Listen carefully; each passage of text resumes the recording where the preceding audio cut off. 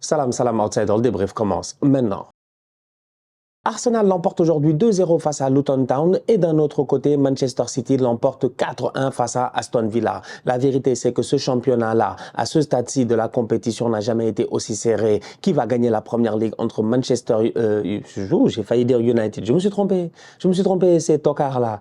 Je me suis trompé. Manchester City, Liverpool et Arsenal. Les fans de United, ne vous fâchez pas. Demain, en plus de cela, on aura droit à un excellent, je l'espère en tout cas sur le papier jusqu'à présent, c'est un choc qui nous tient à cœur. Manchester United jouera face à Chelsea dans le Tocarico, entre deux équipes qui, ça fait des années, quelques années en tout cas, qu'on attend à ce qu'elles reviennent au top. Et malheureusement, elles sont en souffrance. Voilà, tout ça c'est parti d'un lapsus sur Manchester United. J'étais même pas censé parler de Manchester United.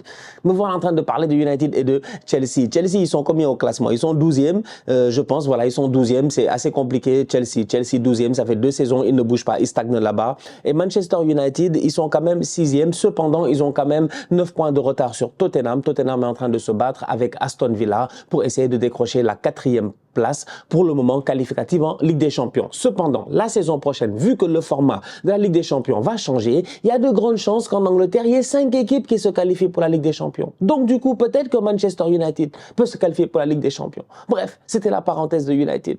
Aston Villa devait prendre 3 points aujourd'hui, au moins 1 point. Malheureusement, ils ont perdu face à Manchester City. En tant que fan d'Arsenal, ça ne m'arrange pas. J'aurais espéré que cette équipe d'Aston Villa-là, qui est en train de faire une très belle saison, franchement une très belle saison, ils sont au top de leur forme cette année. Unai Emery a réussi à insuffler quelque chose dans cette équipe-là. Il a remis les Oli Watkins et puis tout cela au top de leur forme. C'est des boys qui claquent des buts. C'est une équipe qui est difficilement jouable. D'ailleurs, cette saison, pendant une grosse partie de la saison d'ailleurs, ils ont été invaincus chez eux à Villa Park. Donc, Aston Villa à la 4e place, c'est pas volé cette année. Aston Villa joue Manchester City. Tu as espoir. Tu peux croire que peut-être ils vont fatiguer City. Surtout que Haaland n'est pas là, De Bruyne n'est pas là. Mais bon, que veux-tu? Il y avait Phil Foden, triplé. Triplé de la part de Phil Foden, top performance de sa part. Je dis bien top performance de sa part. Le filou, Phil Foden, il est venu aujourd'hui, il a claqué, voilà, que des buts, voilà, que des buts, tu comprends pas. Une frappe, il glisse, il te met le ballon en pleine lucarne. Il vient sur un double contact de Rodri qui, encore une fois, est fatigant. Parce que Rodri, on peut parler jusqu'à demain, mais à chaque fois, je le répète, à Manchester City, s'il y a un joueur qui est important, c'est bien Rodri. C'est bien Rodri. Manchester City sans Rodri, c'est pas la même équipe. Quand Rodri est au top de sa forme, City est intouchable. Aujourd'hui, encore une fois, c'est Rodri qui claque le premier but. Je pense, hein, c'est Rodri qui claque le premier but. Il plonge dans la surface de réparation, il vient, il place le ballon. Il donne une passe décisive à Phil Foden. Tu comprends même pas, il fait un premier crochet. Le boy d'Aston Villa est laissé là-bas. Il fait un double contact, il laisse le ballon là-bas à Phil Foden. Rodri a tout simplement été encore une fois exceptionnel. Foden, il a suivi. Manchester City a sorti une top performance. Ils ont gagné 4-1. C'est ce que tu as envie de dire quand tu regardes que le score et le résultat. Mais ça ne s'est pas passé comme ça. City, il faut qu'il fasse attention. City doit faire attention. Un niveau de tocarisme défensif que j'ai jamais vu depuis très très longtemps. Et ça, nous tous, on le sait depuis le début de la saison. Je l'ai dit même ici récemment dans l'entrevue avec Aliou Cissé, j'en ai parlé. Manchester City est une équipe qui a un jeu de possession en phase offensive qui est intouchable. Vraiment intouchable. Quand ils ont le ballon en phase offensive, ils sont là, ils t'acculent. Ils utilisent la largeur. Beaucoup est là-bas sur le côté droit. Grealish est là-bas. T'as des Rico Lewis, des Bernardo, des gars qui rentrent à tout moment et tout. C'est-à-dire que City aujourd'hui, c'est une équipe qui défend littéralement à 3 et qui attaque sur le terrain à 7. Il n'y a pas de problème. Franchement, il n'y a pas de problème. On peut même dire qu'ils défendent à 3, 1, si tu mets Rodri, ils attaquent à 6, si tu veux. Mais sur contre-attaque, ils sont trop vulnérables. On l'a vu en phase de Ligue des Champions, en phase de poule, ils ont encaissé certains buts, c'était sur des contre-attaques.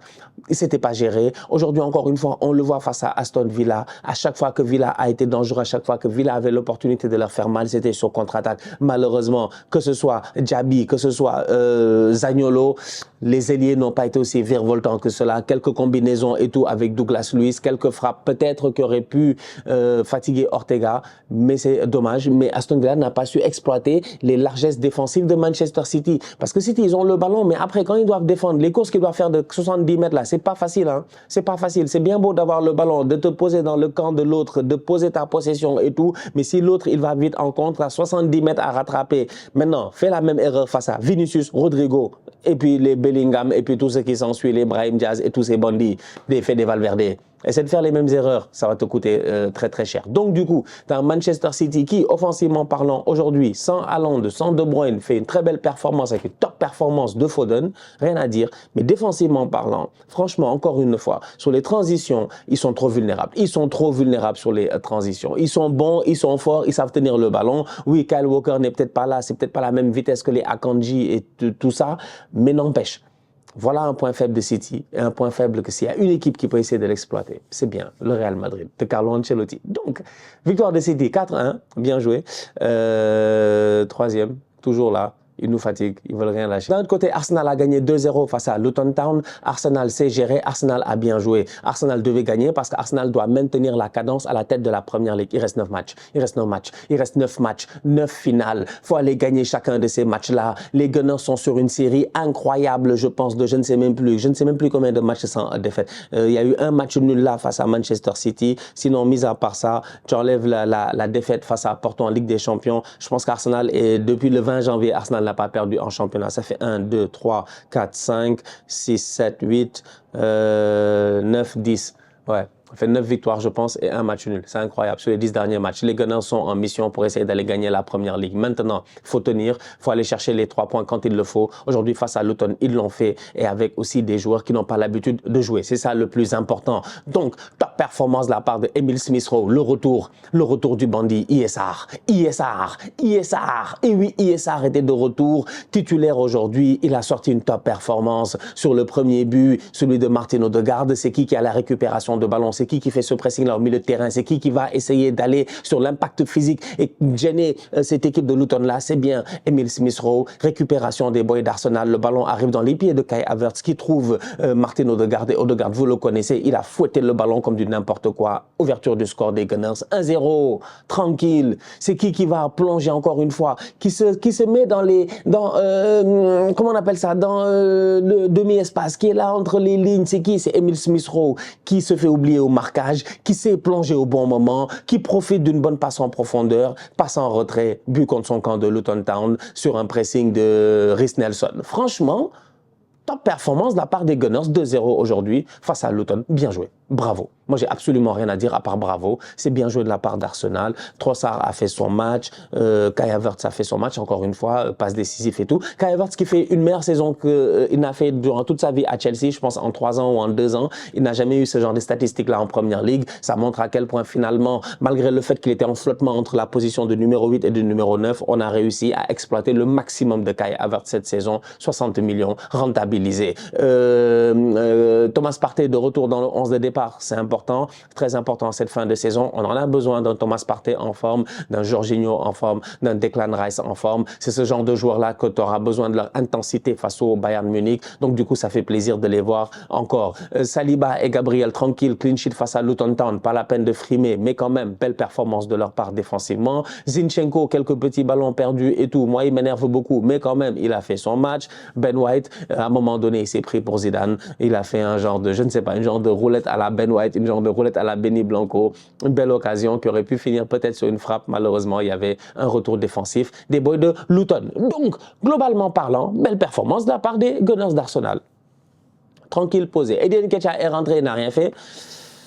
Voilà, c'est compliqué, c'est compliqué. Martinelli est en train de reprendre du rythme un tout petit peu. Franchement, c'est bon. 2-0, tranquille. Arsenal, l'année passée, le mois d'avril avait été le mois où tout est parti, voilà. On est de retour en avril, ça se joue maintenant. Ça se joue maintenant pour les Gunners. Il va falloir qu'ils essaient d'aller chercher le maximum de points possible d'ici la fin de la saison, en sachant que Liverpool et City ne vont rien lâcher. City aujourd'hui, même si le match avait commencé de manière compliquée, ils prennent un but. J'ai même oublié d'en parler. Le but que City prend, ils se foutent de qui? City, le but qu'ils prennent là, ils se foutent de qui? 1-2, mais à 2 à l'heure. À 2 à l'heure. Franchement, à 2 à l'heure. Ils sont 3 joueurs de City, 3 joueurs de Luton. Tu en as un de Luton qui fait l'appel en profondeur.